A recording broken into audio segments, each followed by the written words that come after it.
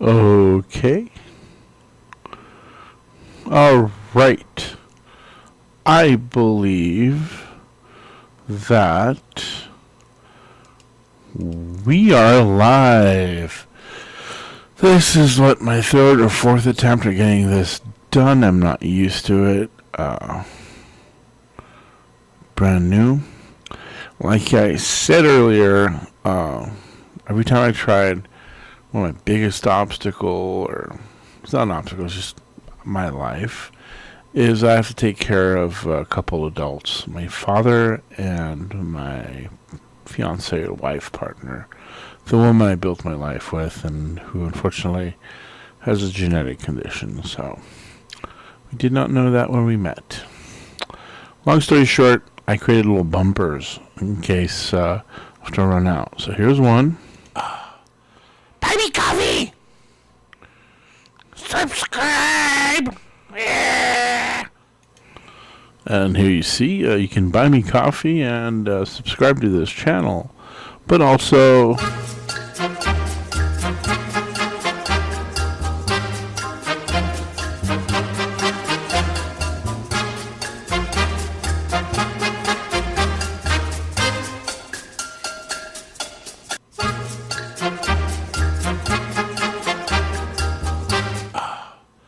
buy me coffee! Alright, yeah, so really pushing you to throw me some couple bucks, whatever lone soul, whoever will see this. A lot of times when you make videos, stream, or scream, it feels like you're screaming into the void, hoping that some soul will understand and help you, hear you, feel you, not only receive your message, but get your message. And that's, I guess, the huge part, the human condition, Once we have our survival needs met, what's left? Well, the need to connect to other people. Is my audio not working? Hello? No. Nanu. Okay. Nanu. Seems like I have some levels. And I'm hearing levels in here. But this is tricky, and all it takes is one box to be unchecked, and for all I know, I'm just pantomiming. Alright. So tonight I thought I could just play some AI Realm. Made a cool character I would love to share with you peeps, and see how we go. Okay, let me see her. Boom. And yeah, we're getting everything we need here. Let me boom the shakalaka. I hope you get everything. I need a separate screen just to see what voodoo I'm doing here, but here we are. Okay, so I created this wonderful dwarfen character called Grumpy McGrumperperson, also known simply as Grumpy. Okay, and first, that's what he looks like, You're stoic and proud dwarf. Why do dwarves always sound Scottish? My theory is that the alternative for a bearded, greedy humanoid would be anti-Semitic. I'm a Jew, so hate me if you hate Jews. It's okay. We accept, we're responsible for all your life's problems, even though I myself don't live in a lap of luxury. And that's fine. Here we are. So my character is Grumpy McGrumperperson, son of Grumpy. He's a dwarf, fighter, male, lawful good, I just, as a description, put strong jaw and furrowed brow, and the AI popped this puppy out. Strength is 17, obviously. Dexterity 13, good for a fighter. Constitution 15, even great. Intelligence 10, wow, he's not a retard. I said the R word. Do I need to not say that? I don't know. I need to police my language more. That being said, I mean nothing to people who have any kind of intellectual impairment or their families or stuff like that. Charisma is 10. Yeah, he's average. Wisdom. I said Windows. Like, maybe that should be a trait for your next RPGs. You have, like, Windows OS, Mac OS, Android, Linux. You know, just be a role-playing game for office workers. Alright, now, this is roughly based upon the original. The backstory is hilarious. It took what I started with, which basically, he was raised by his 6 uncles because his father died tragically after his mother ran off with a prince. And this is what it generated, which was hilarious. Grumpy McGrumpus, son of Grumpy, was born in the dwarven stronghold of Verdure on the Iron Ridge Mountains, a city known for its skilled craftsmen, bustling trade, and stalwart defenders. His family, a respectable line of blacksmiths and artisans, had resided in Verdure for generations. However, his childhood was far from idyllic. From the idyllic image of dwarven harmony. Grumpy's mother, a free-spirited and curious dwarf, was discontent with the rigid traditions of her people. She left Villadure in her youth, seeking adventure and excitement in the wider world. And during one of her journeys, she met Grumpy's father, the kind-hearted yet stoic blacksmith, Grumpy the Elder. They fell deeply in love and returned to Villadure, where Grumpy was born. But their happiness was short-lived. Over time, Grumpy's mother grew restless, her adventurous heart yearning for escape from the mountain's walls and unyielding traditions. When Grumpy was just 3 years old, she left the family for a prince she met in Merchant Pass, seeking wealth and grandeur in his court. Betrayed and devastated, Grumpy's father, who fought valiantly to keep his grief from consuming him for the sake of his young son.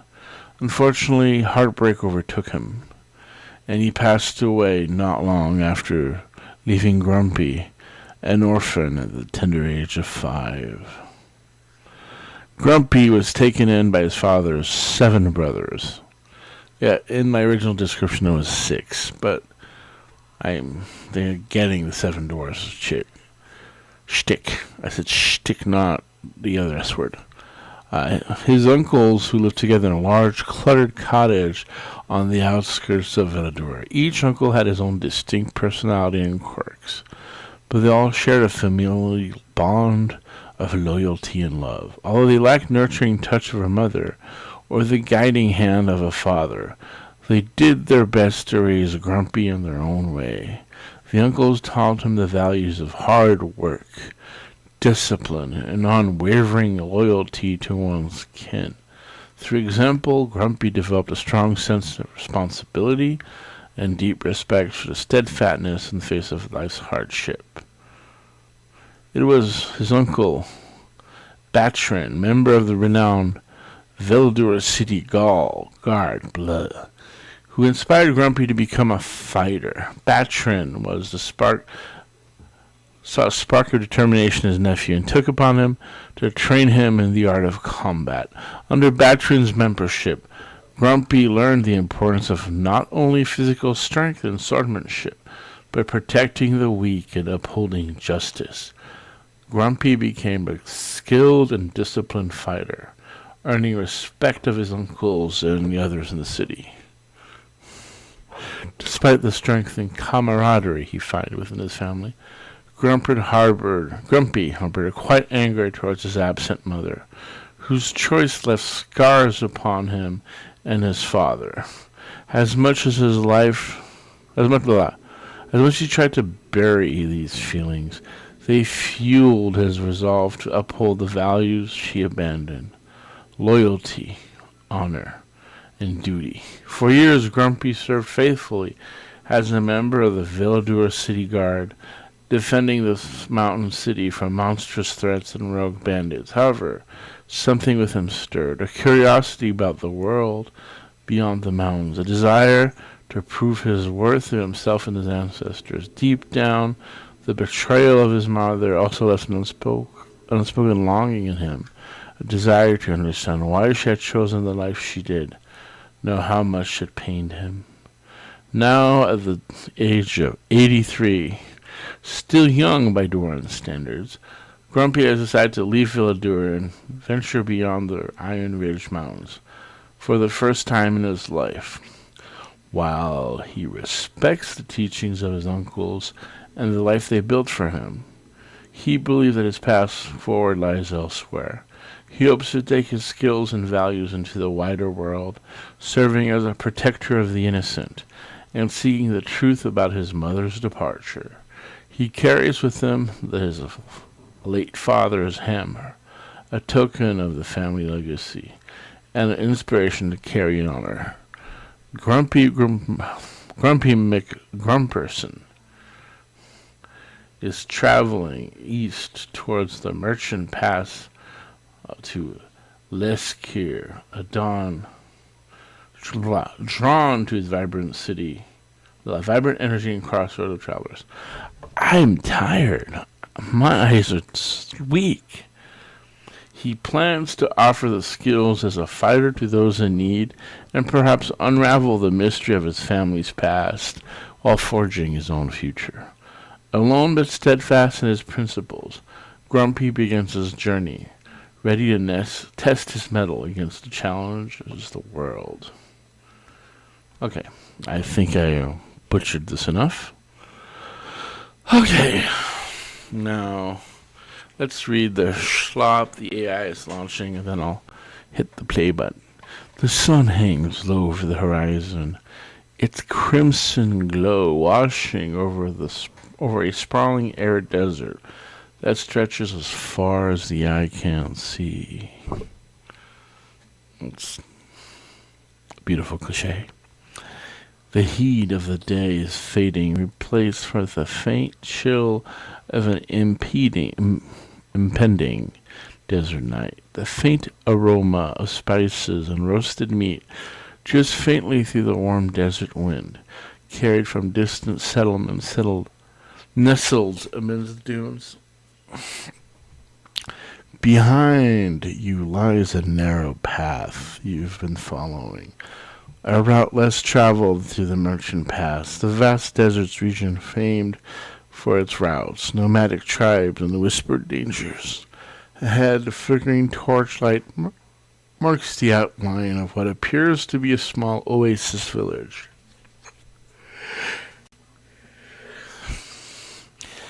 As your boots crunch against the weathered path, signs of life grow clearer. Tents of fine silk and worn leathers loom over in the bright, earthy hues, orange, yellow, deep reds. The bustle of traders bartering wares fills the air, and men and women wrapped in robes to shield themselves from the desert's brutal elements. Oops, somebody texted me.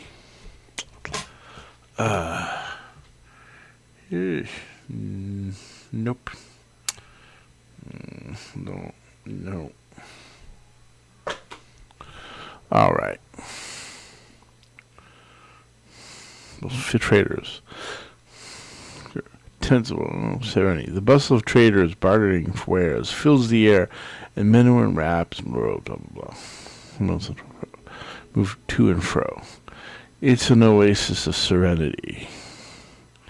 A vital stop for travelers seeking rest and resupply amidst the unforgiving desert. Sand-worn travelers seated by the central spring draw wary sips of their flask.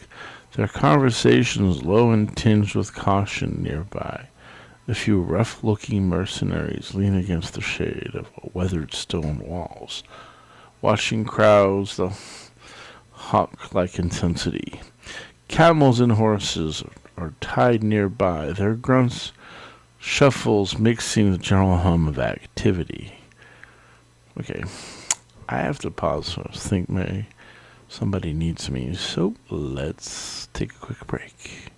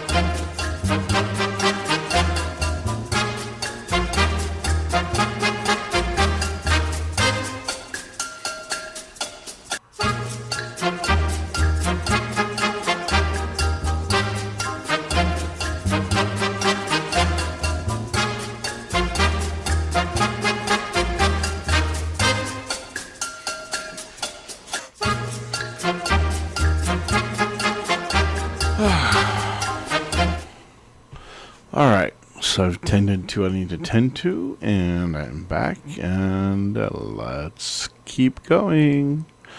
Okay.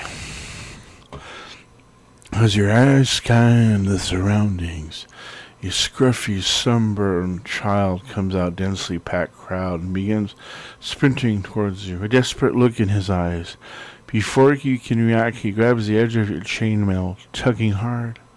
Mister! He gasps between his ragged breaths, his face dirty and stained with what looks suspiciously like dried tears. His voice quivers, makes, "You gotta help me. They said something like you could help my sister. She's gone. She was taken into the caverns. Please, there's no time."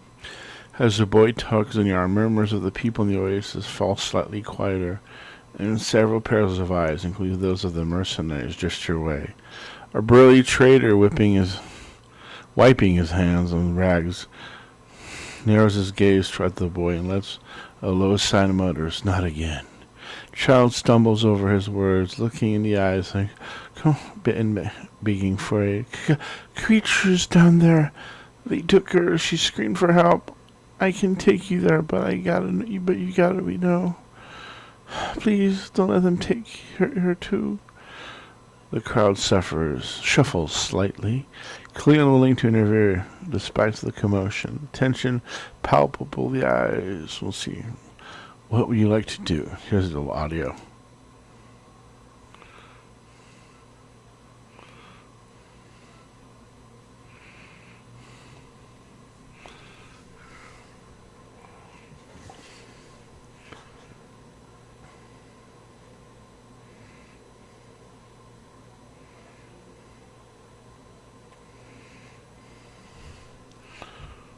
Alright, so I'm going to type.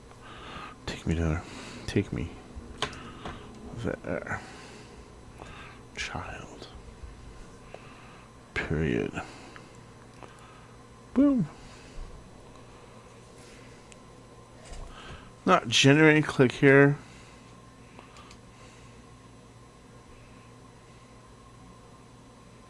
Oh, here it is.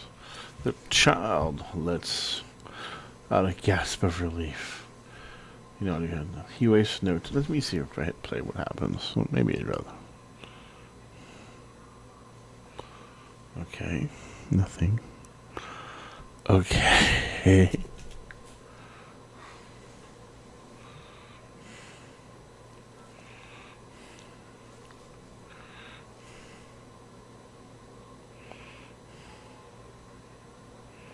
It's kind of interesting. It's like I'm trying to figure out how I'm going to make this more fun because there's a lot of text, and then you hit that button, it gives you a quick thing. This is like my first time not playing AI Realm, but like reading everything out loud. My voice is getting tired. I'm just not used to it anymore. Okay. Okay, let's go. The noise of the oasis fades behind you as the child leads you to...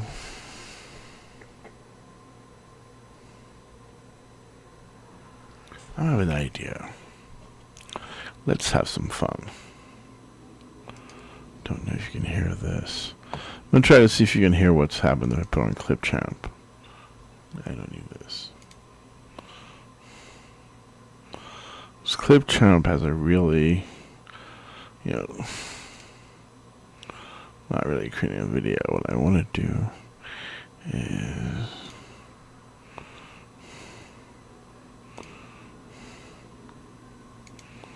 you don't need to text to speech. Here, boom. There we are. I wonder if you guys are gonna hear that.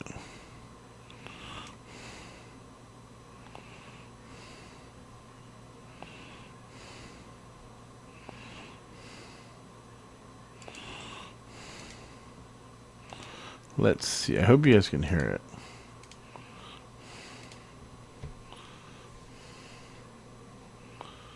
Okay, I'm not hearing nothing.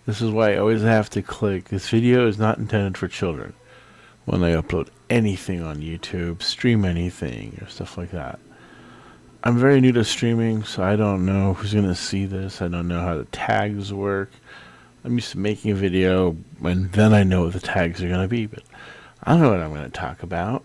I did a little bit of AI Realms and tried something silly, which was to launch Microsoft Clips. I was hearing generated narration based upon the text I was copy-pasting. But then I snuck into a different browser, looked at my video like I was an outsider to the stream, and lo and behold, it was just dead air. So I gotta figure out a way to play, like to stream some voiceover. Okay, maybe, and I'll work on that. I'm still new to OBS. It's a new tool for me. I just started using it first to kind of control my webcam while I was and as a recording tool. And now I'm using it as a streaming tool also, since it's originally done. I also have Streamlabs on here, which it seems to be like OBS, but everything's at different spots. I don't know. By the way, this is me. It is where I'm at 9:52. I'm trying to get everybody in my household to go to bed at 10 because my kiddo is going to start school soon, which is a big milestone for our house. She had to be pulled from school for a year for health reasons. It's weird. Like it's like turning into a confessional, but at the same time, I want to keep some parts of my life private, you know. I don't know why. I just want somebody, like I said, you know, sometimes we're screaming into the void here, not knowing who's going to watch it, who's going to hear it, and hopefully a kind soul will hear us. I hope whoever sees this has some kindness and joy in their life. It was a good first attempt. My second attempt hopefully will be just the second attempt, and we'll go get that ball rolling. Thank you, and wherever you are, may happiness and peace be on you.